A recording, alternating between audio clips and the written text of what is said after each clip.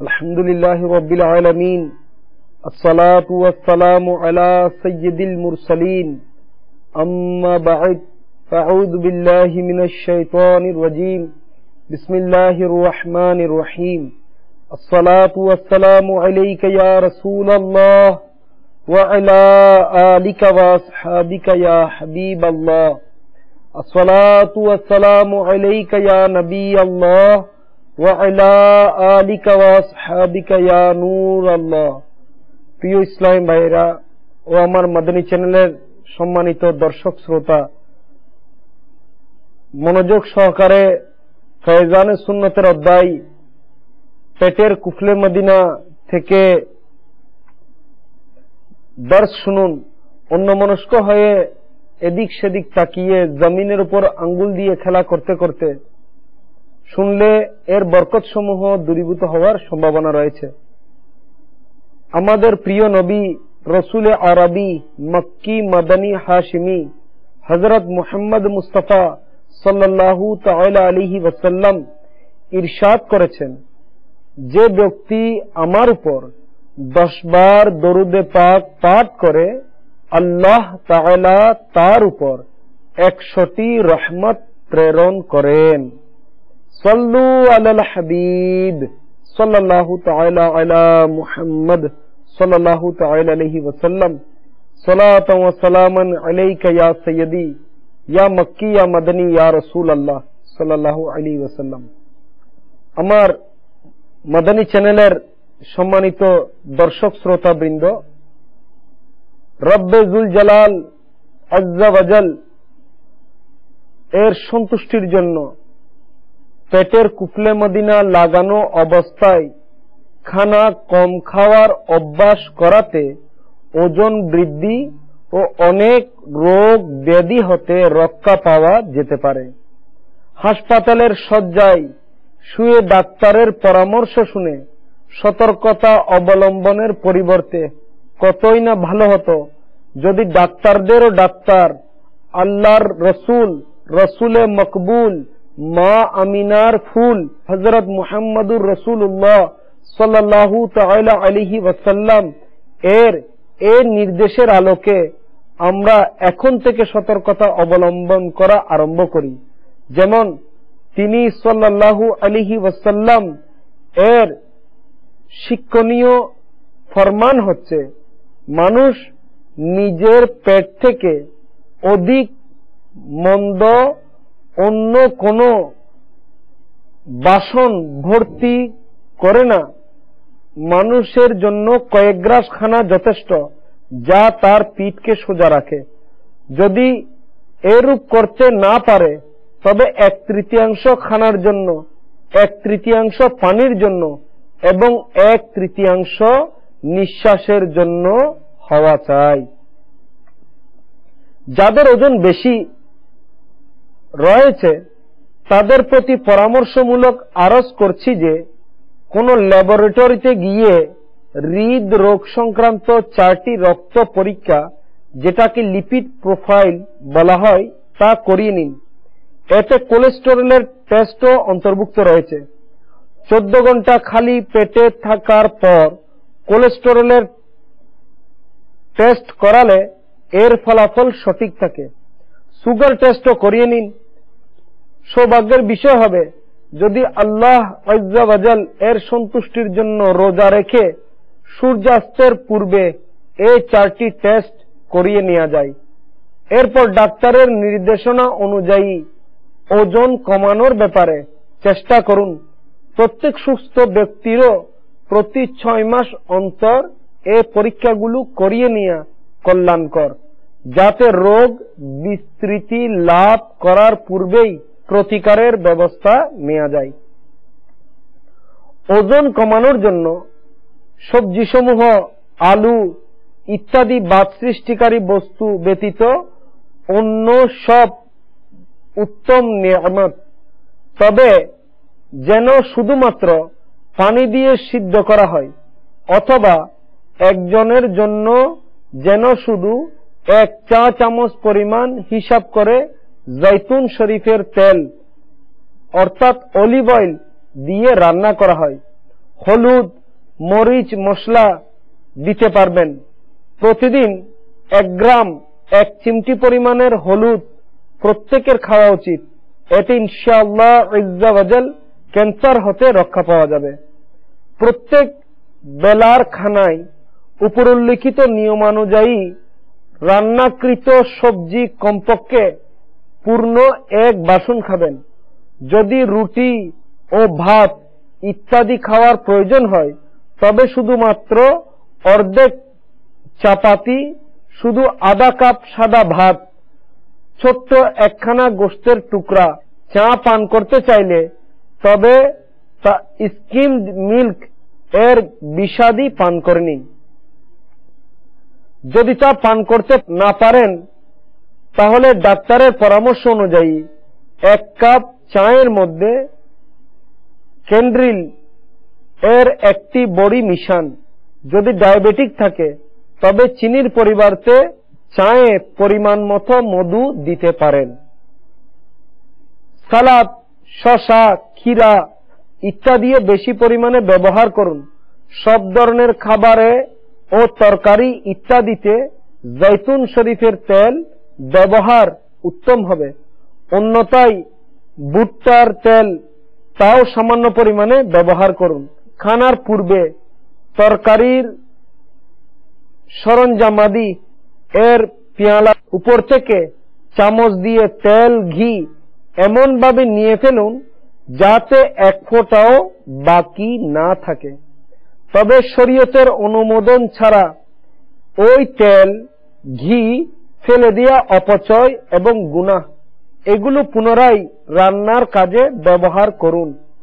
ভাত, গরু ছাগলের গোশত, ঘি, মাখন, কেক, পেস্ট্রি, কোকো, চকলেট ও টফি, বেকারির তেলের ভাজা খাদ্য সামগ্রী, ক্রিম লাগানো অথবা মিষ্টি জাতীয় খাবার, মিষ্টি, আইসক্রিম, ঠান্ডা পানীয়, বেগুনি, শাক, সবজি ও বেসন মিশিয়ে তৈরি খাবার, কাবাব, সমুচা ইত্যাদি ওই ধরনের প্রতিটি বস্তু যাতে ময়দা, চর্বি বা মিষ্টতা অন্তর্ভুক্ত রয়েছে তা থেকে বেঁচে থাকুন। ইনশাআল্লাহ আজ্জা ওয়াজাল ওজন কমাতে শুরু করবে আর আপনি ইনশাআল্লাহ আজ্জা ওয়াজাল সুস্বাস্থ্যের অধিকারী হয়ে যাবেন।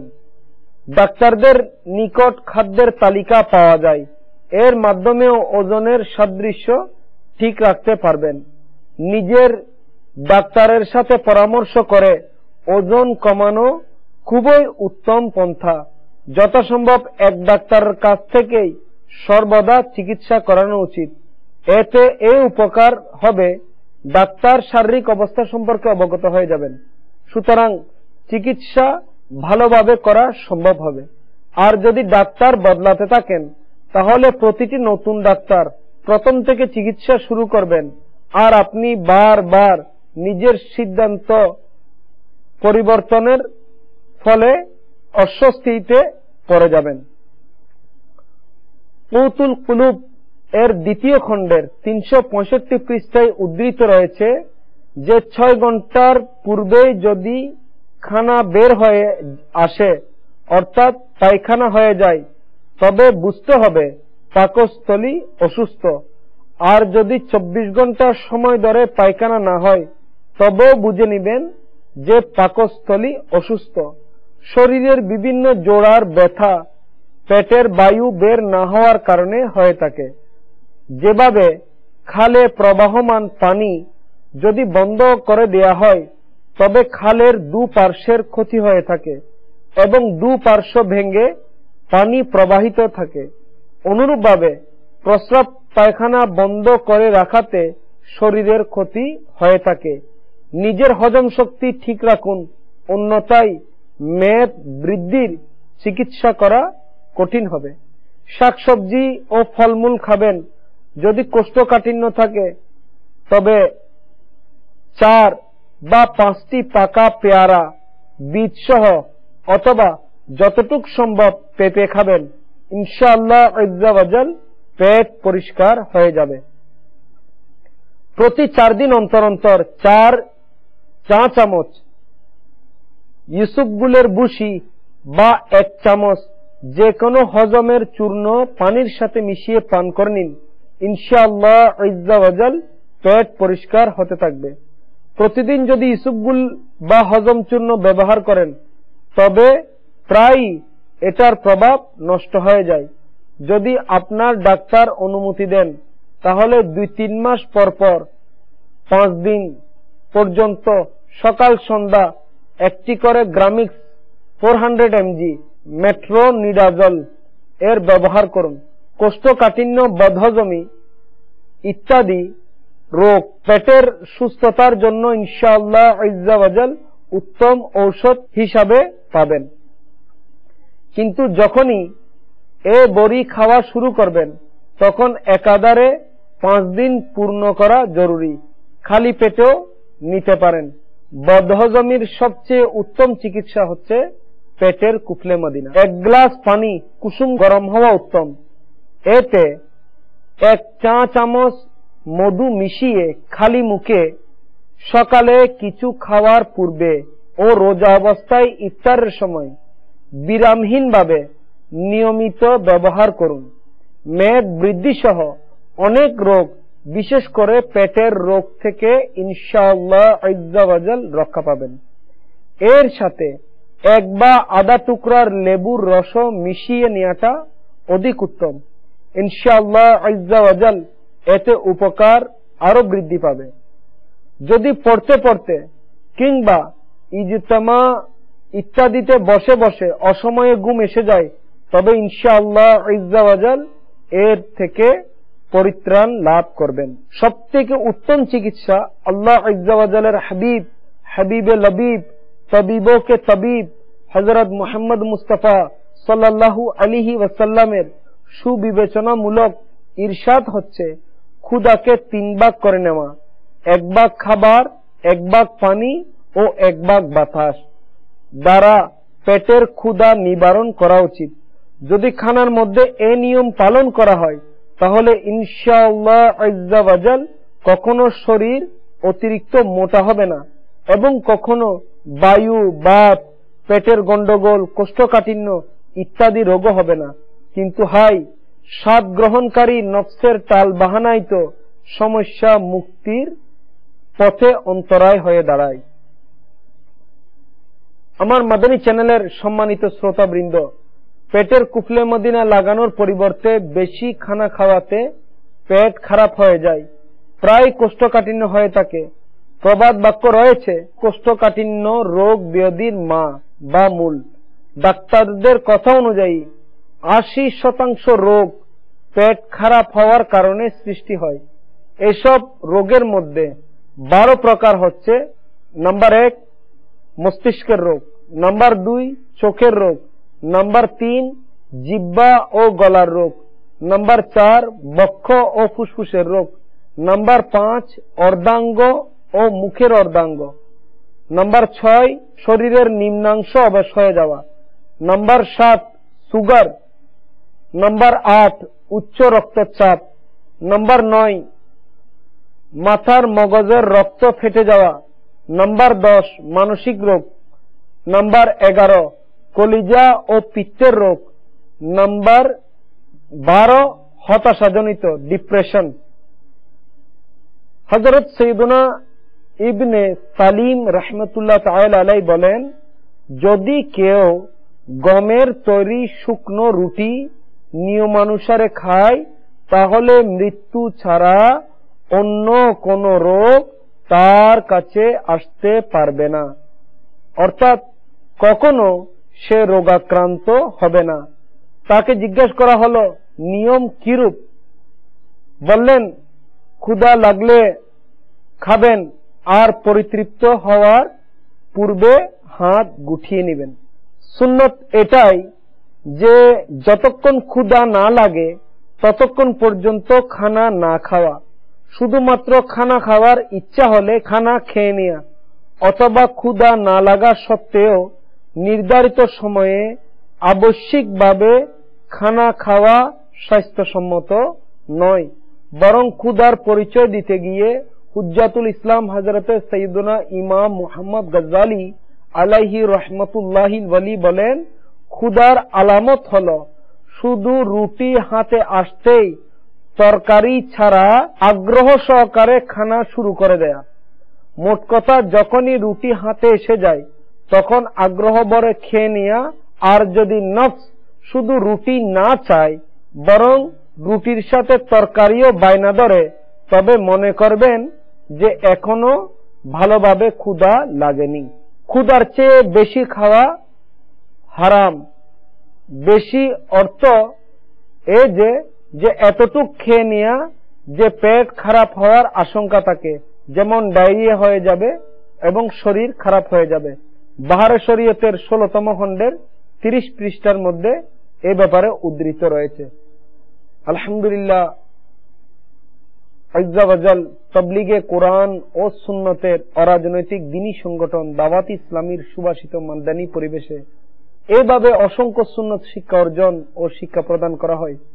দাওয়াত ইসলামীর সাপ্তাহিক ইজতেমা প্রত্যেক বৃহস্পতিবার আপনাদের এলাকায় দাওয়াত ইসলামীর উদ্যোগে যেখানে অনুষ্ঠিত হয়, সেখানে সারা রাত অতিবাহিত করার মাদানী অনুরোধ রইল। আশিকানে রসুলদের সাথে সুন্নত শিকার জন্য মাদানী কাফেলা সমূহে সফর এবং প্রতিদিন ফিকরে মদিনা করার মাধ্যমে মাদানী নিয়ামতের রিসালা পূরণ করে নিজ জিম্মাদারের নিকট জমা করানোর অভ্যেস গড়ে তুলুন। ইনশাআল্লাহ আজ্জা ওয়াজাল এর বরকতে গুনাহের প্রতি ঘৃণা, সুন্নতের অনুসরণ এবং ঈমান হিফাজতের মন মানসিকতা সৃষ্টি হবে, যে আমাকে নিজের এবং সারা দুনিয়ার মানুষের সংশোধনের চেষ্টা করতে হবে। ইনশাআল্লাহ আজ্জা ওয়াজাল নিজের সংশোধনের জন্য মাদানী নিয়ামতের রিসালার উপর আমল এবং সারা দুনিয়ার মানুষের সংশোধনের জন্য মাদানী কাফেলায় সফর করতে হবে। अल्लाह करम ऐसा करे तुझ पे जहां में ए दावत इस्लामी तेरी धूम मची हो। आमीन। सल्लू अलल हबीब सल्लल्लाहु तआला अला मुहम्मद सल्लल्लाहु तआला अलैहि वसल्लम।